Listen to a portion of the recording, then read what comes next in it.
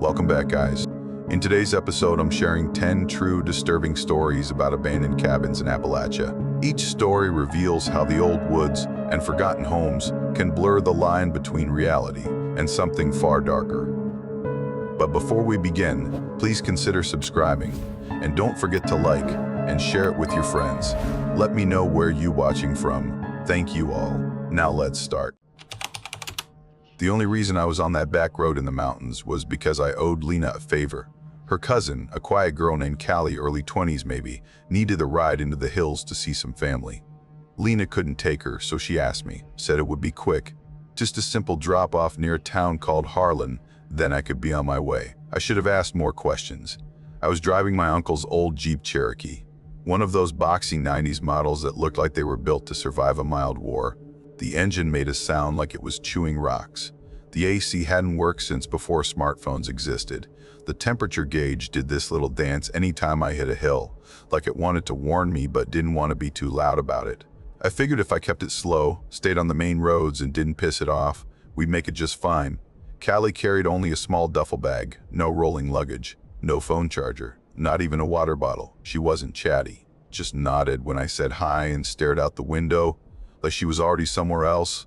Her quiet didn't feel awkward. It felt watchful, like she was cataloging things but didn't feel the need to share the list. I asked her how far we were going. Just past Redbird, she said, calm as if she were ordering coffee. There's a road near a place called Black Saddle Hollow. That was all she gave me. Not how long it'd take, not what to expect, just that. It was August. Kentucky August, which means everything feels like it's been wrapped in wet wool and shoved into a sauna. I had the windows down, hoping for a breeze, but the air was thick and sticky. The wind carried pine, old rain, and sometimes something musty I couldn't place. For a couple of hours, the drive was decent. A little slow, lots of curves, but manageable. Then the Cherokee started acting up. The temperature gauge climbed higher. I smelled something metallic and sharp. Then a hiss from under the hood. Not brakes, not a tire. It was the wrong kind of hiss. I eased off the gas. We're overheating, I muttered, mostly to the dashboard. Callie didn't blink. There's an old stop up ahead. Used to be a cabin store. Of course she knew. I followed her directions, turned past a rotting sign that read Black Saddle Hollow, letters fading under moss and peeling paint. The road narrowed into gravel, then into what felt like a deer trail a desperate truck had once carved. Every bend looked ready to toss us off the side. We came into a clearing surrounded by tall, too quiet trees. 7 or 8 cabins sat scattered, most of them broken and sagging like survivors of a flood or fire. One stood mostly upright, leaning like it had a bad back. In the center was an old water pump, rusted and skeletal, more gravestone than tool. I paused to pop the hood and said, "Let's stay near the car." But Callie was already stepping out, cigarette in hand, like this was just Tuesday. Steam rolled from the engine. The radiator was dry. A hose had split down the side, spraying coolant across the ground like antifreeze confetti. I had tools but no parts, and zero phone signal. Not even enough for a text to fail. Maybe someone lived in the upright cabin. Maybe there was a landline. I walked up onto the porch. Boards groaned under me. The screen door dangled off its hinge, creaking. I knocked, called out, nothing. Inside smelled like mildew and old newspapers. Furniture still there, a table with dust-covered plates, a couch sunken in the middle, like someone had spent decades there watching a TV that was now gone. It didn't look ransacked. It looked paused, like someone had left mid-meal and never came back. Back outside, I saw him. A man stood at the edge of the woods, just standing, arms crossed, body still, faded plaid shirt, jeans stained at the knees, boots swallowed by brush. His beard was gray, uneven, like he tried shaving once with a dull knife and gave up. What I remember most were his eyes. They didn't blink enough. "Car trouble?" he asked. His voice was flat. Not friendly, not unfriendly, just neutral. "Yeah," I said, wiping sweat from my temple. Jose blew out. "We're stuck unless I can find a ride." He didn't move closer, just pointed a thumb down the road. "Ain't nothing out here. Closest place for parts is Hazard. Maybe an hour, hour and a half." I asked if anyone nearby had a phone, a garage, anything. He shook his head once. "Y'all are the first ones I've seen in weeks." That's when I heard it. A low rumble climbing the gravel road. A blue Dodge truck rolled into the clearing. Engine too loud for the size of the space. The driver was thick-shouldered, mid-50s, with a hunting knife clipped to his belt like it belonged there. His boots hit the gravel heavy. "Everything all right?" he asked, smiling like this was his driveway. He and the old man murmured a bit. Then he turned to me, said his name was Tuck. Said he was headed toward town anyway, could give us a ride, no trouble. Knew a place for parts. A new hose, coolant, maybe even a fan belt. I offered him $40 for gas. 60 if he'd drop us near the store. He waved it off. Save your money. Just being neighborly. I glanced at Callie, still calm. Not a flicker of hesitation. That made it harder to say no, even with my gut telling me otherwise. I got in the truck.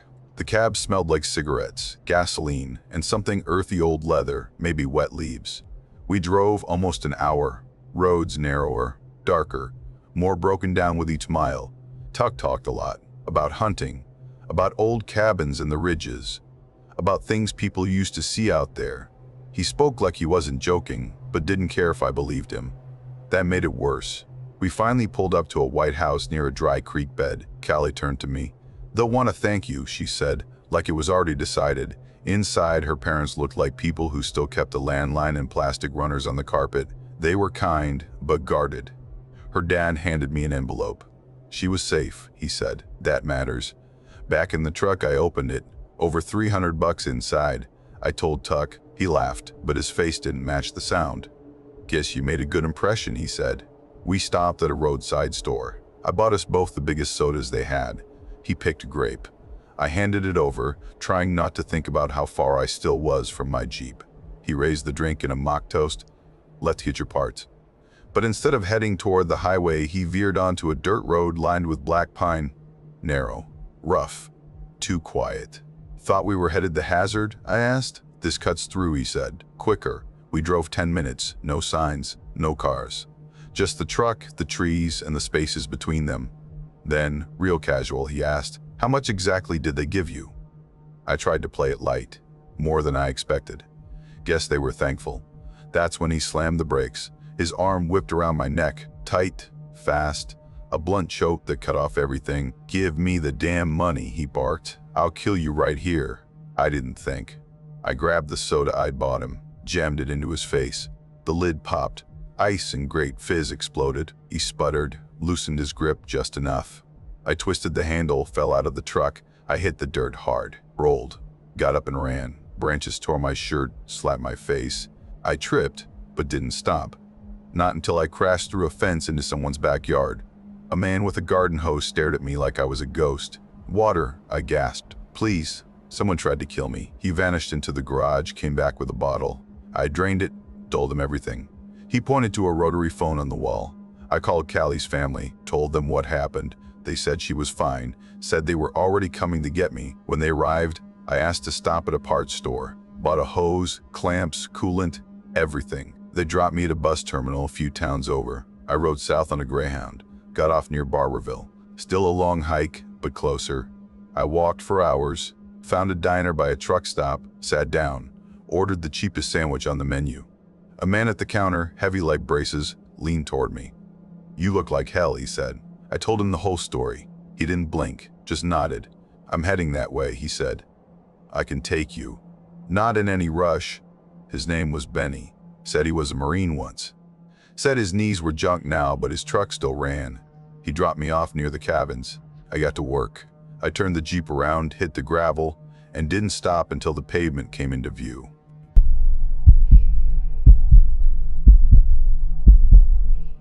My shift at Farage Outfitters ended earlier than usual that Thursday.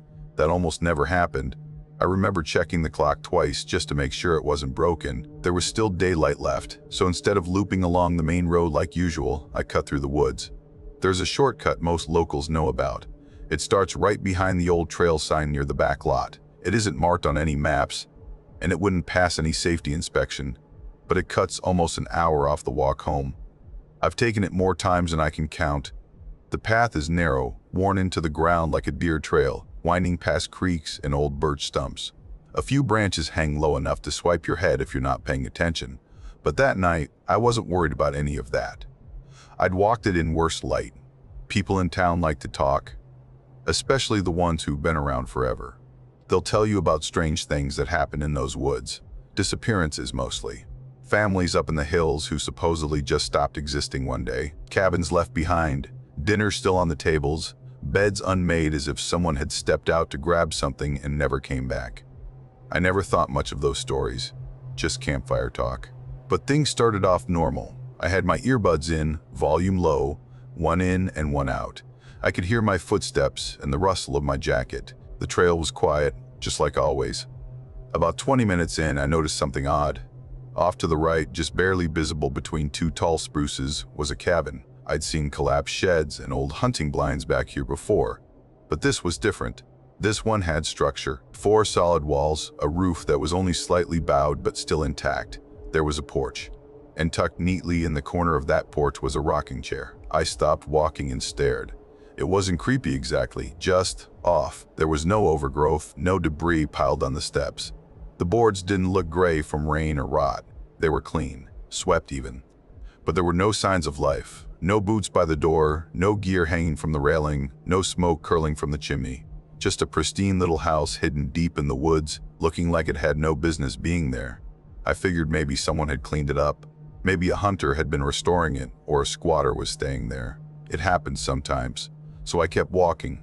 The trail curved slightly left, the way it always does after the second creek crossing. I didn't think twice. But then, on my left, there it was again. Same bent chimney, same cracked panel in the door, same rocking chair.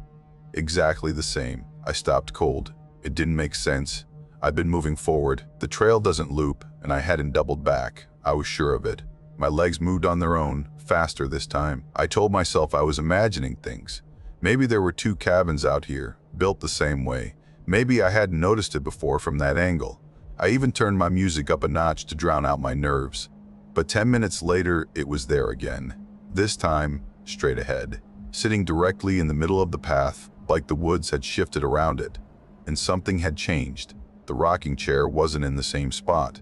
It was angled, turned slightly toward the door, like someone had just stood up or brushed past it.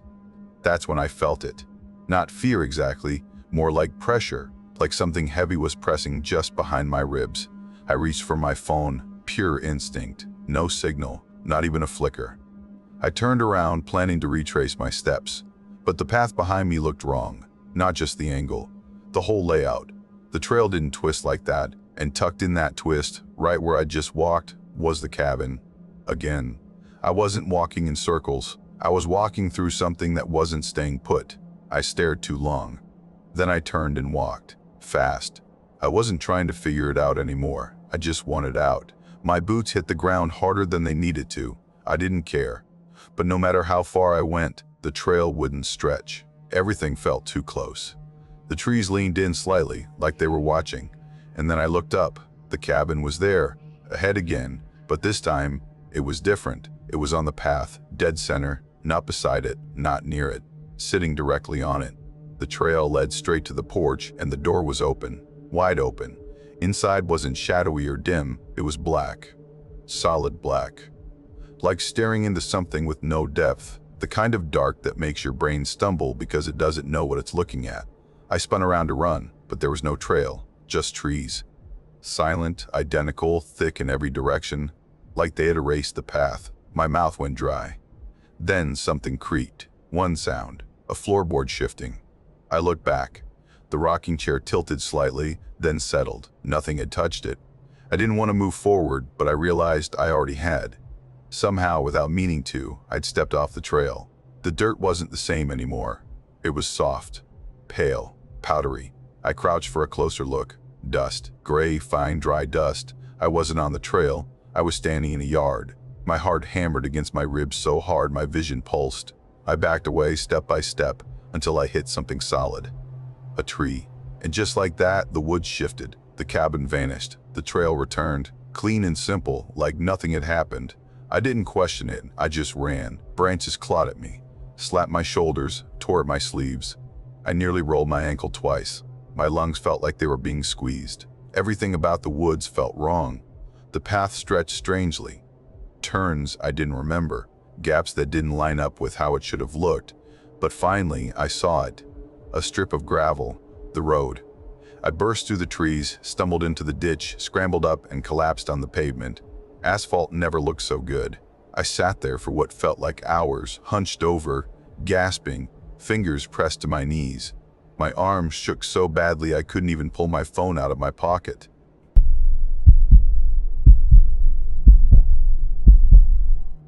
Cal and I were sitting on his porch one night after a long hike. We were finishing off a six-pack and swapping stories.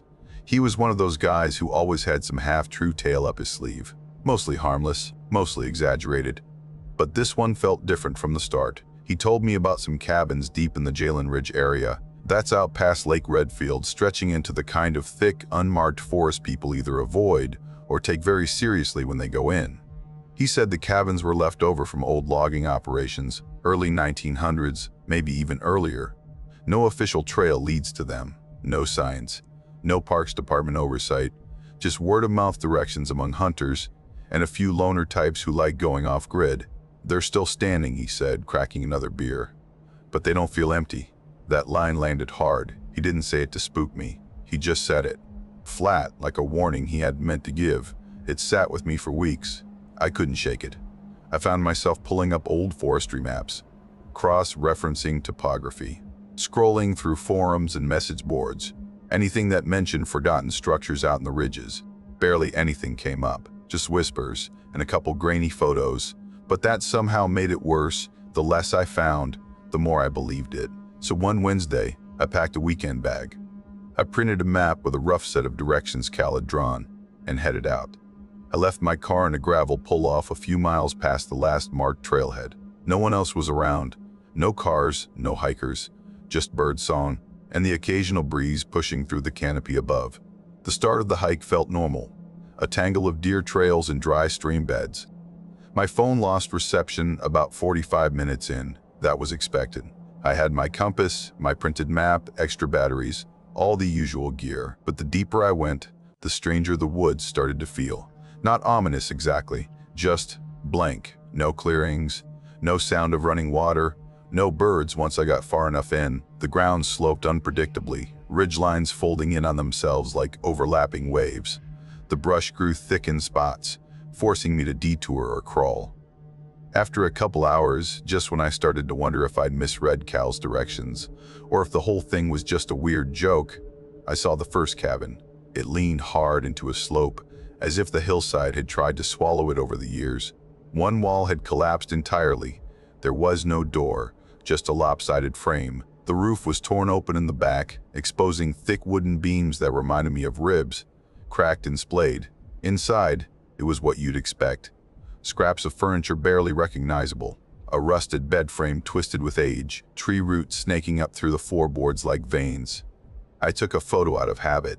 There was nothing useful in it, but it felt like proof I'd been there. I kept moving. The second cabin wasn't far, maybe 100 yards downhill, partially hidden by thick mountain laurel. This one looked more intact, weathered and gray, but solid. The windows were just holes, yet the frame stood tall. I stepped inside and immediately stopped. There were boots. They sat along the far wall, lined up like someone had placed them there deliberately. Not old leather relics. These were hiking boots, recent, clean. Laces tucked neatly inside. I crouched down and ran my hand across one. Dry, dust-free, soles barely worn. They didn't belong in a place like this. I stood there for a long moment, heart pounding harder than it had any right to, trying to come up with a reason. Maybe someone had left them behind after using the cabin as a rest stop. But then, why place them so neatly? Why leave them at all?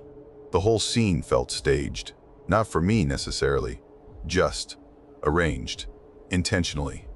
Outside, the forest had gone quiet. Not the usual stillness when birds spook. This was flat, pressurized, like the world had been turned down a notch. I backed out slowly, more aware of each footstep than I wanted to be. The trees didn't feel empty anymore. The third cabin was higher up the ridge. It sat in the sunlit patch where the trees opened just enough to make the space feel unnatural. A clearing that didn't belong. This cabin had a door closed, latched. The hinges were rusted, but they held. I paused before pushing it open, half expecting something to be waiting behind it. The room was bare, mostly. No bed, no broken furniture, just a single chair. It sat in the exact center of the room, upright, perfectly aligned, facing the far wall. I hesitated at the threshold, then stepped in, drawn toward the wall. That's when I saw the carvings, rows of tallies. 5 lines crossed with a 6th, cut deep into the wooden planks. Not just 1 or 2 rows, dozens. I counted without meaning to. 34, each one sharp, recent, no weathering, no dust in the grooves. Someone had been here, not years ago, days ago, maybe hours. The air felt wrong in there, like it didn't want to be breathed. I stepped back quickly, eyes scanning the corners even though there was nowhere to hide. My skin was buzzing. I told myself I'd check the last cabin, just to say I'd seen them all. Then I'd head back. The 4th was harder to reach. It sat farther up the ridge, hidden by a steep incline and a mess of undergrowth. I saw it before I reached it, and immediately something felt off. The windows were covered, not broken or missing, but covered. Shutters nailed shut from the inside. Same with the door, thick boards hammered across, like someone had barricaded themselves in, or tried to keep something out. But near the bottom corner of the door, one board had split, just a little. Enough to leave a jagged opening about the size of my fist. I don't know what possessed me, but I crouched and looked through. What I saw didn't match the others. Inside, it was almost clean. Not pristine, but cared for. A mattress on the floor, worn but unbroken. Beside it, a small table with a lantern. The lantern gleamed, no dust, no rust, polished, cared for, like someone had just used it, or was going to. Then I heard the sound, a dragging step, slow, deliberate, wood groaning under weight. I froze. Another step, closer to the wall, closer to the gap I was crouched at. I couldn't see anything move, but I felt it. The air shifted in sync with the sound. My breath caught. My heart slammed against my ribs. Stillness. I staggered back, stumbling over roots as I pushed away from the cabin. I didn't try to be quiet. I didn't care if anything heard me. I cut straight down the ridge, abandoning the faint trail. Thorns tore at my arms. My pack caught on brambles and yanked me sideways. I didn't stop. Not until I broke through the tree line and saw the flash of sunlight off my windshield. I didn't look behind me. Not even once. I got in the car, slammed the door, and drove until I hit a gas station with service. Even then, I couldn't bring myself to open the camera roll and look at the photo from the first cabin. I didn't sleep much that night. I couldn't stop thinking about the boots, the carvings, the sound of that dragging step behind the boarded door. I haven't gone back, and I wonder if I only saw what someone wanted me to see.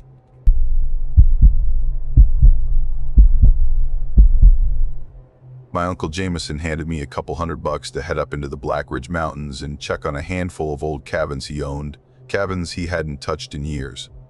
He said all I had to do was drive the dusty, narrow road, barely wide enough for my truck, peek inside each place, and make sure no one had moved in, no trees punching through roofs, no squatters, nothing strange. Easy money, he told me.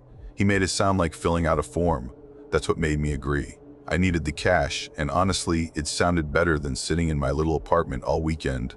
Coffee in one hand, half a bag of chips in the passenger seat. I brushed off any thought of weirdness and pointed the truck north.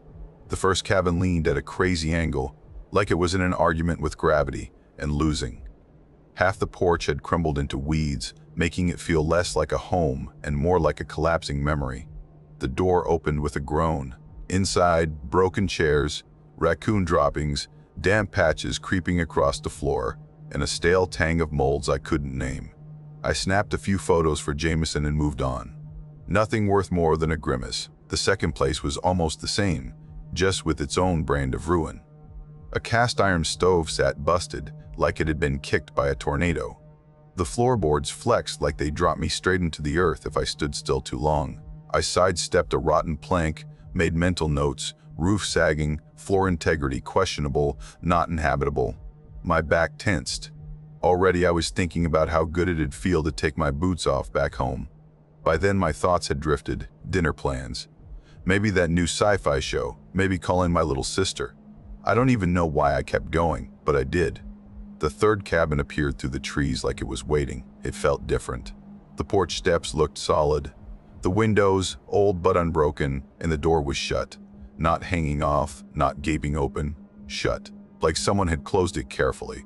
I told myself, maybe someone lives here, maybe they'll be back soon, but that thought felt weak. Like tossing rational words at a freight train, I pushed the door open. Inside, the quiet was heavier than the others. No sour smell, just dust, thick enough to slow the air when I breathed. A single table stood in the center. On it, a lantern and a ceramic mug, plain, chipped on one side. I leaned closer. A faint brown ring at the bottom, old coffee maybe. The kind of mug tucked away for years, forgotten in a cupboard. I skimmed my finger across a nearby shelf. Dust puffed into little clouds. That kind of untouched. I straightened up and decided to check the rest quickly. A cot slumped against the wall, blanket torn. Rusty cans lined a shelf, eaten through with holes. The closet bulged with shredded fabric and mouse nests. No life, no footprints, no sign anyone had been here in years. I opened my mouth to say empty, but when I turned back, the mug was gone. Everything went silent. No wind, no shifting wood, just silence. I stared. No mug, not on the table, not on the floor, gone. My throat tightened. I took a step, then another, chest squeezing, checked the table, looked under it, nothing. Maybe I was tired, maybe I imagined it, but I remembered that chip on the rim, that thin brown ring. I forced myself to breathe, grabbed the clipboard, and wrote one word, vacant. Then I walked out without looking back. The air felt thick as glue. Gut feelings. People talk about them. That night, mine screamed. I walked to my truck just 20 feet, I told myself. Just 20 feet. Opened the door, and there it was, on the driver's seat. Same chip, same brown ring. My fingers trembled. The keys slipped. I stared at it like it had sprouted legs. I picked it up with 2 fingers, barely touching. It felt electric. I pitched it into the weeds, climbed in, slammed the doors, locked them twice, and didn't breathe until the gravel road blurred behind me. An hour later, the road narrowed into forest, headlights cut into nothing but trees. Then the 4th cabin appeared, like it had been waiting. The porch came into view, and I stopped hard. That mug was on the top step, centered, perfect. I swallowed, walked around it, didn't look at it. Went inside, took my photos, snapped one of the porch from the doorway, then left fast. No hello to the mug, no second glance. I climbed in, opened the driver's door, and there it was again. The mug, sitting in the cup holder. I didn't scream, just gripped the wheel until the ridges burned my palm. The road out stretched on forever. Each bend looked the same. The trees pressed closer. In the mirror, my face was pale, my eyes too wide. I made it home. Don't know how fast I drove. Parked with the engine still running. Stared at the mug in the cup holder. It wasn't broken, nothing off about it. It looked like it belonged, but that word, belong, felt wrong. I left it in the truck overnight, didn't bring it inside, tried to sleep. Every time I closed my eyes, I saw that empty table where it vanished. At dawn, I'd had enough. I grabbed the mug, slammed it against the curb. It shattered into sharp white and brown shards. I scooped up every piece, stuffed them in a bag, taped it shut, and hit the road. 20 miles later, I stood on Riverford Bridge, dropped the bag into the cold water, watched the current drag it away. It felt final. Clean. That evening, I didn't touch the truck, left it where it was, leaves rustling around it. Told myself, that's the end. I hoped. Morning came too soon. Sunlight slipped through the curtains. Birdsong filled the air. Ordinary things. I walked to the living room, looked out at the driveway, opened the truck door, and there it was, pristine. Same chip. Same brown ring, waiting in the cup holder. I never went back on the road for Uncle Jameson again.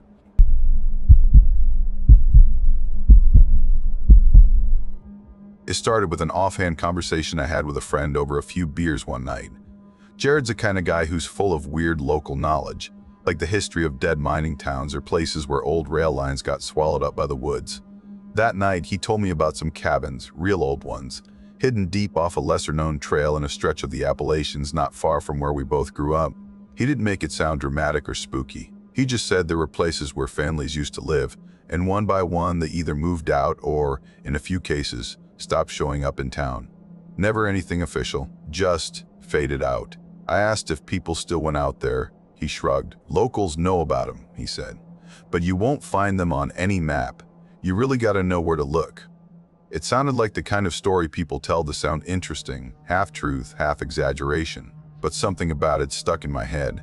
The idea of buildings just sitting out there, untouched, dissolving into the woods, it started to itch at me, like I needed to see them for myself. I figured worst case, I'd get a decent hike in and waste a day. Best case, I'd find some cool ruins and get a story out of it. So the next Saturday, I packed up my gear, just the basics: water, snacks, a flashlight, phone with GPS, compass, all that. I drove out early to beat the heat and parked at the trailhead Jared had vaguely described. It was a familiar spot. I'd hiked that section before, but this time I wasn't planning to stick to the main path. The hike started off normal. The air was cool, still hanging on to the last stretch of spring. I moved at a decent pace. The main trail climbed steadily and was well marked, a little rocky in parts, but nothing bad. After a couple miles, I hit the turnoff Jared had told me about. It wasn't really a trail, more like a space between trees where maybe, long ago, people had walked enough to wear something down. Now it was mostly overgrown. Still, I turned off and started up. The brush thickened fast and the terrain grew steeper. I pushed through undergrowth, half hiking, half scrambling. The trees closed in tighter, and the forest started to feel different. Not ominous, just sealed off. Quieter, like the world had dropped away behind me and I was walking deeper into something older. Eventually, I crested a small ridge, and there it was, the first cabin. It leaned to the left like it had been tired for a long time. The roof sagged in the middle. One corner looked like it had sunk into the ground. There were gaps in the walls where planks had rotted away. But still, it stood. The windows were empty rectangles. The door hung by one hinge, swaying slightly. I nudged it open. The hinge groaned, soft and tired. Inside, the light barely reached. Dust floated thick in the air. Everything was coated in a fuzzy gray layer. The cabin was almost empty. A rusted bed frame, a collapsed chair in one corner, and the shell of a wood stove, tilted on its side. There was nothing menacing about it, just abandonment. That heavy stillness left by time doing its slow, quiet work. I wasn't scared. If anything, I was curious. I took a few photos, walked the perimeter, and stepped back outside. Looking uphill, I spotted another structure, smaller, tucked behind a stand of trees. It looked sturdier, less decayed. I saw part of its roofline, the edge of a wall, so I headed toward it. But when I reached the spot, nothing was there, just trees. No clearing, no structure, no disturbed ground. I spun in a slow circle, confused. I retraced my steps downhill, thinking I'd misjudged the angle. But as I moved back down, there it was again, right where I'd first seen it, solid as anything. That was the first moment unease crept in. I climbed again, faster this time, eyes locked on it. I didn't look away, didn't second guess. But the second I crested the rise, it vanished again. No cabin, just forest. I turned to look for the first cabin, the one I'd already explored, and it was gone too. Gone. That ridge was nothing but thicket. No wood, no opening in the trees, no disturbed ground. Like I'd imagined the whole thing, like my memory was wrong. My stomach dropped, my legs went shaky. I stepped back, staring at the empty spot, trying to make sense of it. I knew what I'd seen. I wasn't lost, not really. I still had a compass. I still had my phone. But the signal was weak, and the GPS jumped around, not matching where I thought I was. That's when I decided to head back. Even if I had to bushwhack for a while, I figured I'd cross the main trail eventually. So I started moving in the direction I believed I'd come from. Except every path looked the same. Every turn led me back to the same cluster of trees. I swear I passed the same fallen log 3 times. It felt like the woods had folded in on themselves. Still, I kept walking. Picked a direction and stuck to it. That's when I saw another cabin. Closer this time. Different. The walls weren't sagging. The roof was intact. The door was half open, like someone had just stepped out and left it swinging. I should have backed off, but I didn't. I told myself I needed a landmark, a place to reorient. So I walked toward it. Inside, the light was dim but clear enough. And this cabin wasn't empty.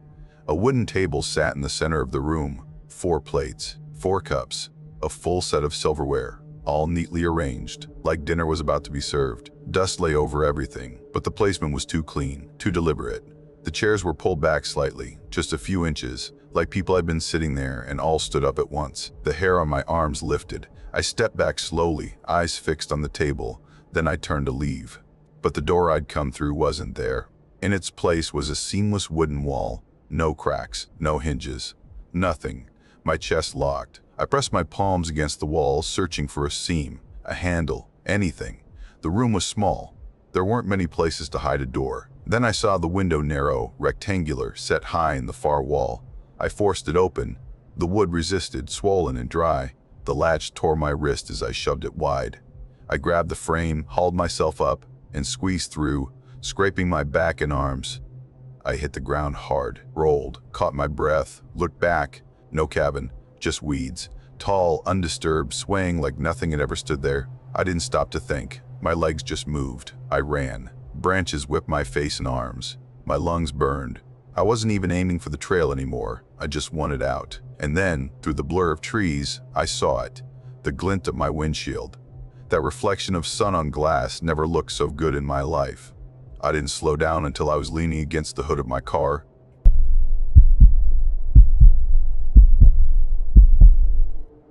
It started as one of those trips you half plan, half make up as you go. Me, Luke, Ashton, and a couple others, Ben and Carter. We wanted to disappear into the Appalachian mountains for a while. Not the usual trails, not the easy loops. We were aiming for something deeper, remote. We pulled a few sections off old maps, figuring we could piece together a longer, quieter route. No cell service, no park signs, no families with coolers and Bluetooth speakers. By the second day, we were exhausted. Blisters forming, straps digging into our shoulders, food running low. We hadn't passed another hiker in almost a full day, which was the point, but still, it messes with your head after a while. That much quiet, that much green. You start to feel like the world is just trees, hills, and your aching legs. That afternoon, after pushing through a mess of overgrowth, we stumbled into a clearing. And there they were, 4 cabins, old and slouched, like they were trying to lie down and vanish into the hill. It felt wrong almost immediately. The cabins weren't on any map, not on the printed ones, not the topo charts Carter brought. Not even Ben's GPS, which usually picked up the smallest logging roads. These weren't ruins exactly, but they were close. Roofs sagged inward, shingles flaking, walls bowed like the earth was pressing in. One cabin's front steps had collapsed entirely, the doorway gaping crooked like a pulled tooth. None of us said much at first. We were trying to decide if it was cool or creepy, maybe both. Moonshiner stuff? Luke asked, nudging a splintered frame with his boot. Too far gone, Ashton said. They'd have been living in them. These look abandoned for decades. They're not even marked, Ben muttered, frowning at his GPS. How do 4 buildings just disappear off the grid? Carter pointed at the highest cabin. That one's still standing mostly. We picked it without much debate. I wanted to keep going. Honestly, everything about those cabins made my skin crawl, but the others weren't interested. We were tired. The sun was dropping, and that cabin offered 4 walls and a roof. Hard to argue with that. Inside, it was dusty and dry, empty in a deliberate way. A chair leaned in the corner like it had given up. The table was half collapsed, one leg shorter, wobbling if you leaned on it. A rusted stove sat in the back, unused for decades. No tools, no cans, no blankets, just bare floors and silence. I dropped my pack near the wall and crouched by the table, running my hand along the underside out of habit checking for nails or loose boards. Instead, my fingers scraped across something carved. Grooves, deep ones. I ducked lower to look. The entire alphabet had been etched into the wood. 2 neat rows, A through M and N through Z. Above them, faint and nearly worn smooth, were the words yes and no. Not random carving, not initials, not graffiti. It was a Ouija board, carved into the table itself. My stomach tightened. I called the others over. Luke raised an eyebrow. Well, that's subtle. Ben squinted. You think someone actually used it? Looks like it was made to use, I said. This wasn't just for fun. Ashton laughed softly. What else would they do up here? No TV, no internet, just summon some backwoods ghosts. But no one really laughed. Even the joke felt forced. That evening we sat outside. Dinner was rice boiled with bits of jerky in a dented pot. The fire crackled low. The clearing faded into darkness, and every few minutes my eyes went back to the other cabins. Their windows looked like eye sockets, hollow, fixed, watching. It was close to midnight when it happened. 2 knocks, sharp, measured. Not a branch falling, not an animal. It was knocking, like a fist on wood. We froze. My body tensed before my brain caught up. What was that? Ben whispered. Luke already had his headlamp up, beam cutting through the trees. It landed on the furthest cabin, and one of the windows lit up, not flickering, not firelight. A clean white glow like a fluorescent bulb switched on behind the glass. It didn't match our fire. It didn't match our headlamps. It didn't belong. We stared, not speaking. 10 seconds maybe. Then the light went out. Gone. No flicker, no fade. Just gone. Someone cursed. Carter let out a shaky laugh, but it broke before it became real. No one suggested checking it out. No one moved. That night, we pretended to sleep in shifts. Every pop of the fire, every creak of wood made my breath catch. Morning felt unreal. Ben wanted to leave. So did I. Carter and Luke argued it was just reflected light. A solar panel, maybe. Ashton shrugged, silent. We stayed. No one wanted to split up. That night, we sat inside the cabin. No fire. Just headlamps hung on nails. The glow was soft and uneven. Luke sat in the old chair. His pack leaned against its leg. We tried to act normal. Tried to laugh. Tried to explain it away. And then the chair moved. It didn't rock. It didn't wobble. It slid. 2 feet back across warped floorboards, dragging the pack with it. Luke shouted and jumped. Ashton kicked into the wall so hard he knocked a cup over. My hands went cold. The air didn't move. Nothing else stirred. We searched top to bottom. No animals. No gaps. No breeze. Shutters nailed. Door closed. Nothing could have moved that chair. I crouched by the table again, maybe just to touch something real. That's when I saw it. Below the alphabet, scratched faintly, shallow, jagged. Like someone carved it but didn't want it seen. One word. Stay. My skin crawled. I stared before calling Luke over. He frowned. Was that there yesterday? I didn't see it, I said, but it was always there. We never sat at the table again. By nightfall, the jokes were gone. No more pretending. Someone, I don't remember who, suggested trying the board. I said no. Too fast. Too sharp. Silence after that. Sometime after 3, the knocking came again. 2 knocks. This time from inside. Luke whispered, "The door?"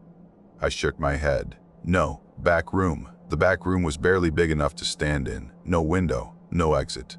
Just rotting shelves and warped boards. Ashton grabbed his light. Opened the door. Nothing. Dust. Stale air. A blanket on the floor. We left it open after that. The rest of the night we sat awake, staring at shadows, flinching at creaks, waiting. When the sun rose, it felt like a hallucination. We packed in 10 minutes. No talking. No food. Just gone. Miles later, still silence. Not in the car. Not afterward.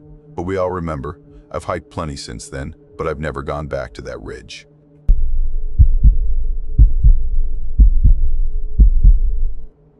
I was 28 when it happened. I'd planned a solo hike through a stretch of Appalachian backcountry. Just me, a pack, and a couple of quiet days. Maybe 3, tops. The trail I picked was a loop that twisted through remote ridges. The closest anything, a gas station, a paved road, or people, was 20 miles out. No cell service, no updates, no notifications. That was exactly what I wanted. I'd been burnt out from work and honestly, just tired of people. I had everything sorted, gear was packed tight, plenty of food and water. My map, paper and waterproofed, was marked and folded with a crease from being well used. I double-checked weather conditions before heading out. Clear skies, stable temperatures, no excuses not to go. It was the kind of trip that's supposed to clear your head. The first day went exactly as planned. I made good time, hit my checkpoints, and set up camp near a stream. That night, I fell asleep to the kind of stillness you only get far from the grid. It was quiet in a way that makes your ears ring a little, like your brain is waiting for background noise that never comes. The second day started fine too. I got up early, broke camp, and kept moving. I was ahead of schedule, which felt good. Around midday, the trail curved along a ridgeline that opened into dense pines and steep slopes. According to my map, it should have bent east and flattened out. When I reached the spot, there wasn't one clean turn. There was a split. One path narrowed into a mess of brush and downed branches. The other was wider, more worn, like it had seen more boots. I don't know if it was instinct or laziness, but I chose the wider path. It just looked easier to walk. 10 minutes later, the trees opened up into a strange little clearing. That's when I saw them. Cabins. 5 of them, tucked unevenly into the hillside, like someone had dropped them there without thought to spacing. They were all different shapes and sizes, but built from the same weathered wood. They slouched into the dirt, half swallowed by vines. Not a single one was marked on my map. At first glance, they looked abandoned. Hunting cabins maybe, or some forgotten outpost. Moss covered the roofs. Windows were cracked or missing. Every door looked like it had lost a fight with time. But they were real. They weren't supposed to be there, but they were. I stood there for a while just looking.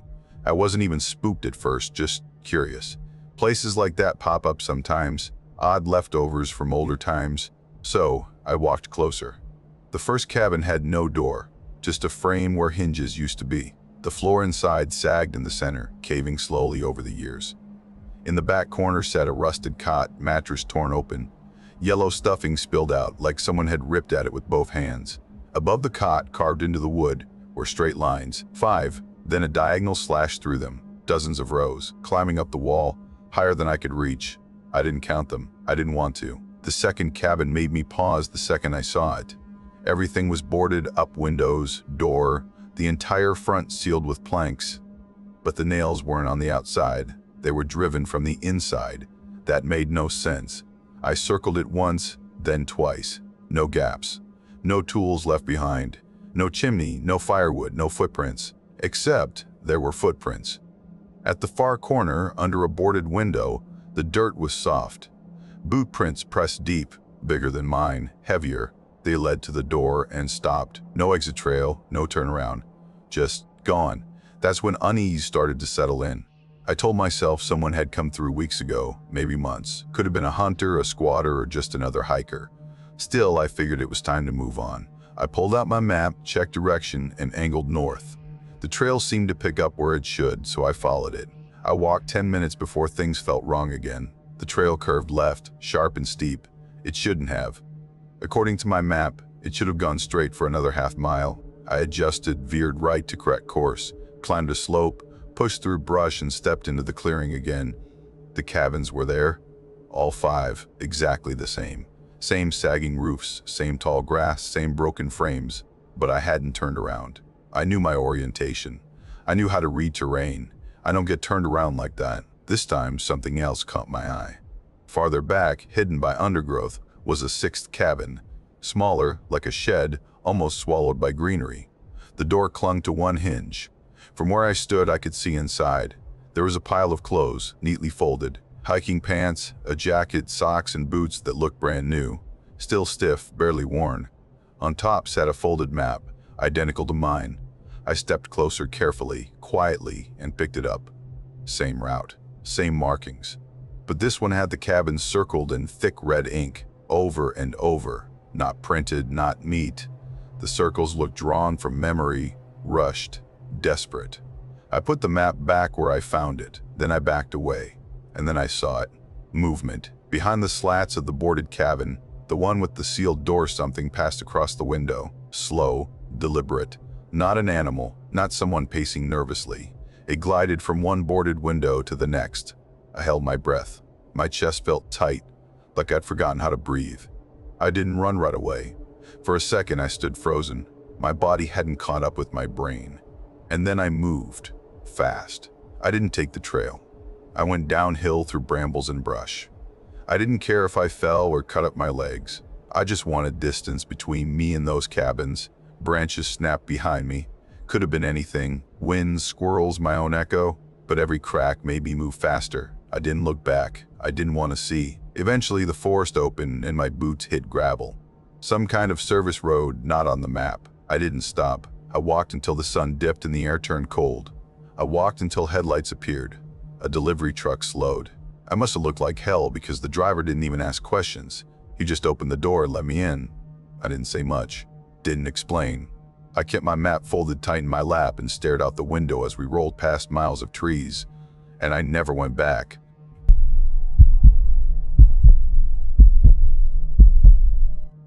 I was 34 when it happened. I can still trace every second of it, like it just happened yesterday. It was one of those in-between days. Late afternoon. The sun starting to dip, but not quite golden hour. I was driving through the back roads in the Appalachian foothills, on autopilot, no real goal. I hadn't packed, hadn't checked the weather, hadn't told anyone where I was going. I just needed to get out. Sometimes that urge just hits, you know? Like your skin doesn't fit right, and the only fix is movement. I grew up in those hills, 2 counties over, so the roads weren't unfamiliar. Once you left the highway, you could keep going forever if you let yourself. Old gravel roads turned to dirt tracks. They twisted into forgotten trails, no one's mapped in decades. logging roads, hunting paths. Some leading to clearings, some just fading into trees, the kind of places you only find when you're looking for nowhere in particular. That's where I went. Nowhere in particular. The gravel started thinning out after 40 minutes. The road turned rough, just two deep ruts cutting through dirt. The trees pressed in closer, leaning forward like they were watching me pass. I slowed down, not out of fear, just instinct. It felt like I was slipping into a different rhythm. That's when I saw it, the first cabin. It sat just off the right side, maybe 20 or 30 feet back. Easy to miss, old and gray, as if carved from the same trees surrounding it. The wood looked soft, weathered, like if you pressed your finger into it, it might crumble apart. One corner of the roof sagged down like a shrug. Window frames stood empty, no glass, just hollow openings staring back. I pulled off, killed the engine, and stepped out. The silence hit first. Not total silence. There were birds, a breeze in the leaves, but muffled, like I'd stepped into a soundproof version of the world. The gravel crunched under my boots as I approached. From a distance, it looked abandoned. Up close, it still did, but something felt wrong. The door was missing, only the frame left, but the hinges looked new. Not shiny, but clean. Silver. No rust, no wear, like someone had replaced them recently, then just walked away. I stopped at the threshold, staring in. Then, without deciding to, I stepped inside. The air was thick and stale. The floor groaned under me, soft in spots, bowed in others. In one corner, a broken chair collapsed inward, as if it had simply given up. But what made me pause was the cup. A tin cup, placed dead center on the floor. Upright. No dents, no dust. Just sitting there. Perfectly clean, perfectly still. Like someone had set it down 5 minutes earlier. I crouched closer.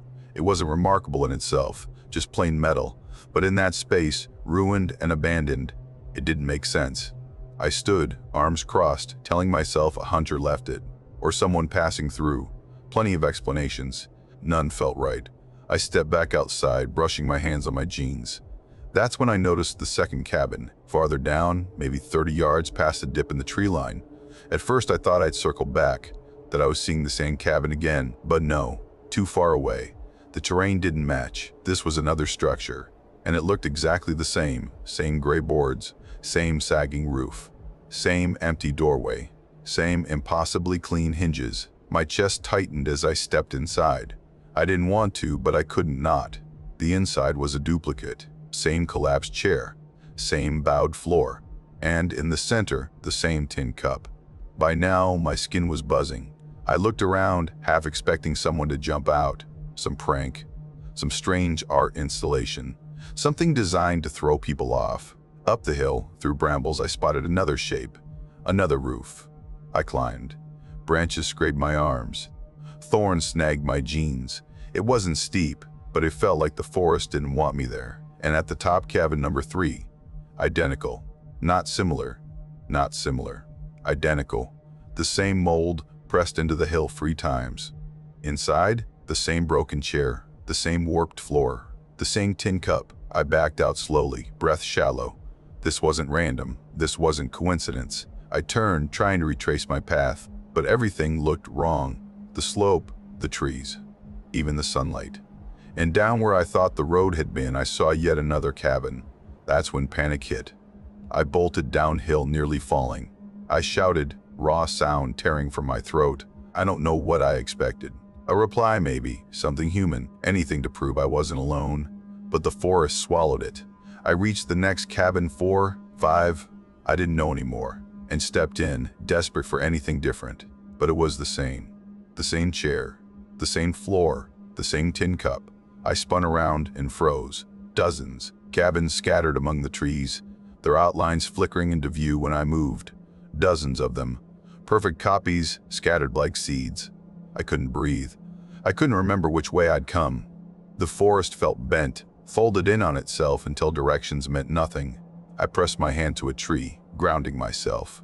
Cool bark, damp against my palm. I told myself to breathe, focus, pick a direction, walk. Don't look at the cabins, don't think about them, just walk. So I did. I kept my eyes forward, ignoring the blur at the edges. My legs burned, sweat chilled, then returned, then chilled again. The woods stretched forever. I didn't stop. And then, gravel. Real gravel under my boots. I looked up. My car. Exactly where I'd left it. The forest behind me looked normal. No cabins. Just trees. Nothing broken. Nothing out of place. I opened the car door and dropped into the seat. My hands wouldn't stop shaking. I drove without stopping.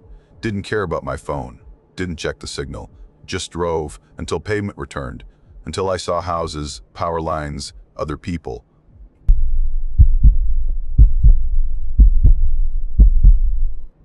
My shift at the survey site wrapped up earlier than usual that day. I found myself with hours of daylight left over. Normally I would have just gone straight back to camp, grabbed something to eat, maybe logged the notes from the morning. But standing out there, with nothing pressing to do, I figured I'd take advantage of the time and actually look around a bit. There was a ridge trail that cut past the main clearing. A path I'd passed by plenty of times but never really walked. It stretched east, winding down toward an area I usually ignored because it didn't lead anywhere useful. This time I decided to see where it went. The trail sloped into a shallow hollow, the kind that feels like a dip in the earth more than anything else. That was where I saw the cabin. It leaned like it had been shoved halfway into the ground, one wall already swallowed by soil. The porch steps were gone completely, eaten away until there was nothing left but splinters and soft earth. The roof caved in toward the center, like it was slowly folding into itself. I stopped just inside the tree line and stared at it. I knew these woods well enough to be sure there weren't supposed to be any structures left standing out there. Maybe an old foundation, maybe some ruins, but not something upright, not something you could walk into. Yet there it was, sitting in that hollow like it had been waiting. I crossed the clearing and stepped up onto the warped boards of what was left of the porch. The door hung crooked in its frame, but when I touched it, it swung open almost too easily. Inside, the cabin was stripped bare. No furniture, no tools, no crates or signs of anyone having lived there in decades. The only thing left was a fireplace stuffed with rubble and ash. Beside it, a broken rocking chair tipped forward. It leaned in such a way that it looked like someone had just risen from it. It felt less abandoned and more paused. The floor groaned under my weight. The kind of sound that makes you instinctively shift your balance because you're sure the next step will send you straight through. I didn't want to test it, so I turned to leave. And that's when I noticed another cabin. This one sat farther up the slope, half hidden between two maples. Smaller than the first, but sharper somehow. Its edges were too clean against the ridge. I blinked, and in that instant, it vanished. I thought maybe it had just been the angle, so I shifted to the left, pushing through brush until I could line up the view again. And there it was, back where it had been, but closer this time. It wasn't subtle. It wasn't just perspective. The thing had moved. My stomach knotted, but I still walked toward it. The closer I got, the more intact it seemed. The logs were solid, stacked tight, the roof firm and angled. The door loose but upright. It didn't look abandoned. It looked lived in. I pushed the door open and stepped inside. Two beds stood against the far wall, perfectly made with handmade quilts. Not dusty or faded, fresh, like someone had just spread them out that morning. At the foot of the beds was a dresser, its surface bare except for a neatly folded stack of clothes. I reached out to touch the top shirt, expecting it to crumble like paper. Instead, it was warm. Not just warm, drier warm, as if someone had pulled it from the machine and set it down minutes earlier. I jerked my hand back. The weight of the room pressed in on me. My skin prickled, my arms stiff. Every part of me screamed to leave. I stepped outside into the clearing again, and that was when I froze. Across the way was the first cabin, the collapsed one. Only now, it wasn't collapsed at all. The walls stood straight. The roof was whole. The porch was solid and level. Thin smoke curled lazily from the chimney. I stumbled backward, catching myself against the doorway of the second cabin. I turned my head, just to check if it still looked the same, and my stomach dropped. The two beds were gone. The quilts, the dresser, everything had vanished. What was left was a stripped, rotting frame of wood. That broke me. I ran. I tore down the slope, branches clawing at my arms. Loose soil sending my boots sliding. My chest ached with every breath, but I didn't dare stop. The forest felt wrong as I pushed through it, like the ridge was bending into shapes it had never had before. Paths looped where they shouldn't. Clearings bled into one another. I knew these woods, and yet every step felt like I was sinking deeper into a place that wasn't mine. I kept running until the trees thinned and gravel crunched beneath my boots. I dropped to my knees on the road, gasping, my arms shaking under me. When I finally forced myself to look back, I expected at least a trace. A roof line, a chimney, a single column of smoke curling above the treetops. There was nothing.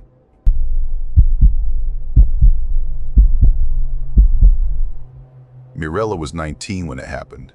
I'd always liked hiking. Not in the hardcore gearhead, climb every peak kind of way.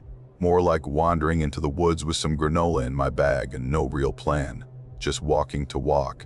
But that day wasn't really about the hike. It was about following my friends, who had become obsessed with tracking down old cabins buried in the backwoods of the Appalachians. They'd gotten it into their heads that if you went far enough into the ridges, you'd find places left behind. Untouched, unseen for decades. Stuff not on any park maps. The weekend before, they had found one. Just a heap of mossy timber, really. But it was enough to get them fired up. After that, every hangout turned into a strategy meeting. Where to go next? What old trail to follow? Which satellite images might show a structure half-eaten by trees? We'd already been out 3 or 4 times before that day. Usually we found one sagging shack at a time. Nothing impressive. A single room with a caved-in roof. Maybe an old stove buried in ivy. Once we found a stack of dusty boots in the corner of one.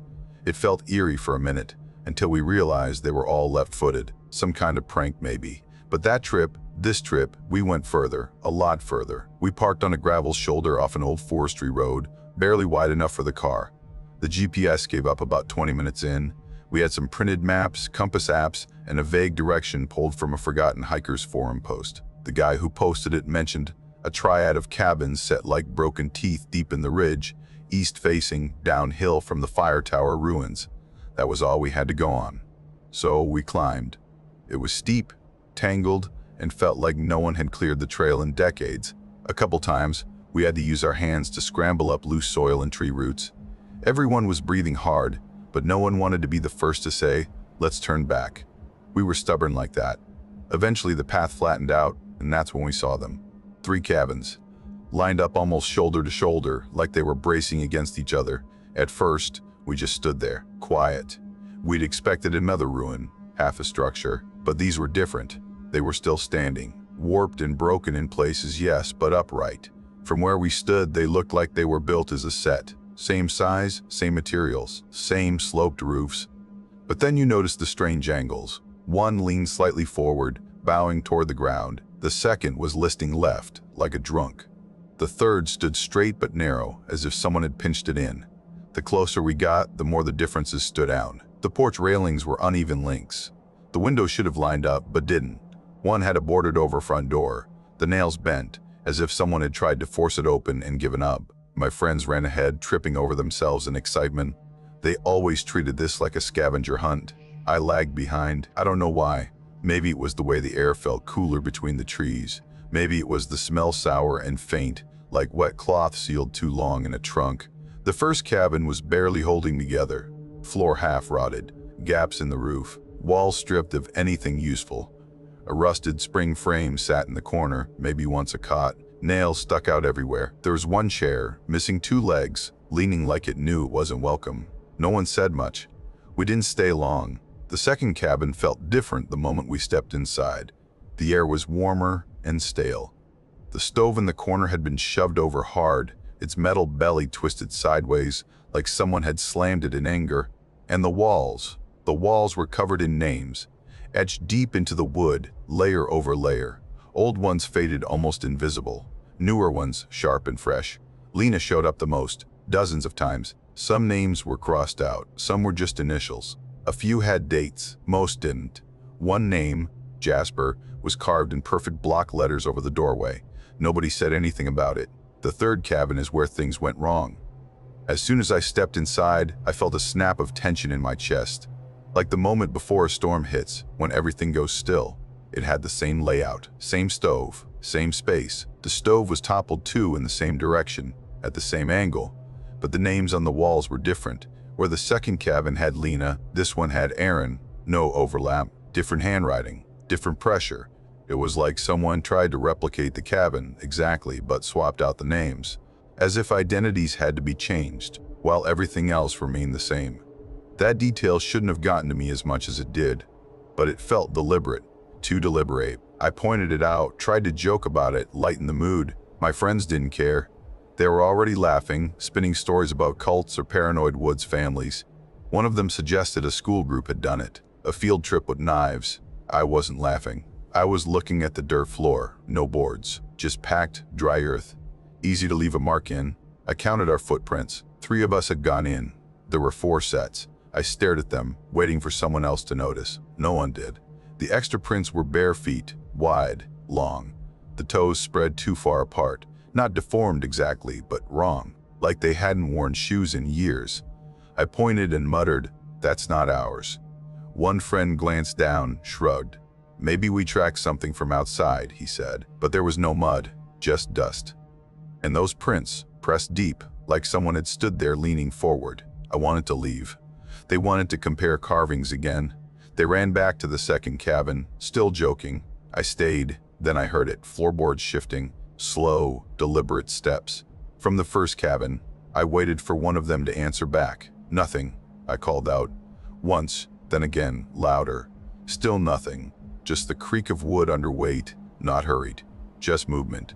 Then both of my friends came jogging out of the second cabin together, laughing like nothing had happened, both of them, at the same time.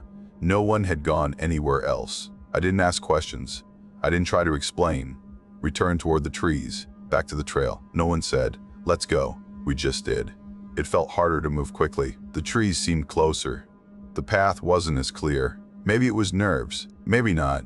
I tried not to look back, failed a couple times. Every time I did, the third cabin looked smaller, but darker, not shadowed, just sealed. And the door, the one hanging open when we arrived, was shut. None of us had closed it. I didn't mention it. Nobody did. We walked. Quieter now. No more jokes. We didn't stop until the trail dropped us onto the gravel shoulder where the car was waiting. I didn't turn around again.